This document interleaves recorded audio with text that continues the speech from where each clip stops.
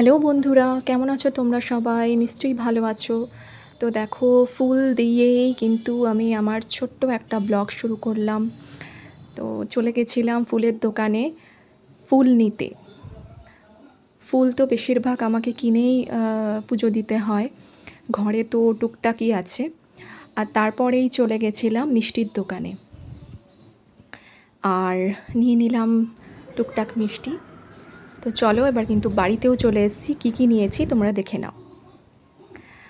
তো এই দেখো, নিয়েছি হচ্ছে পনির, আর হচ্ছে নিয়েছি দেখো বোঁদে বোঁদে নিয়েছি।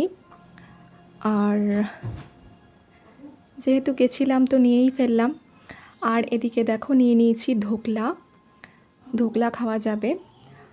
আর নিয়েছিলাম মিষ্টি আমার মেয়ের জন্য, ওই জন্য অল্প করেই নিয়েছি, কারণ মিষ্টিটা একটু আমি অ্যাভয়েড করছি। দেখি কতদিন পারি অ্যাভয়েড করে রাখতে। আর এদিকে দেখো নিয়েছি মেয়ের একটা ড্রয়িং কপির দরকার ছিল, তো নিয়ে নিলাম।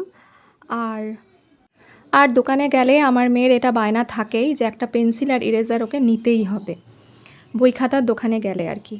তো চলো, যাই হোক, চলো এবার দেখাই কি আজকে আমাদের লাঞ্চ মেনু হয়েছে। তো ফার্স্টেই তো আছে ভাত, চলো সেটাও দেখিয়ে দিই। রোজ আর কি দেখাবো। এই যে হচ্ছে ভাত, আর তার সাথে আছে, যেহেতু আজকে নিরামিষ তাই হচ্ছে ডাল। এটা হচ্ছে ছোলার ডাল করেছি। আর ডালের সাথে আছে বেগুন ভাজা।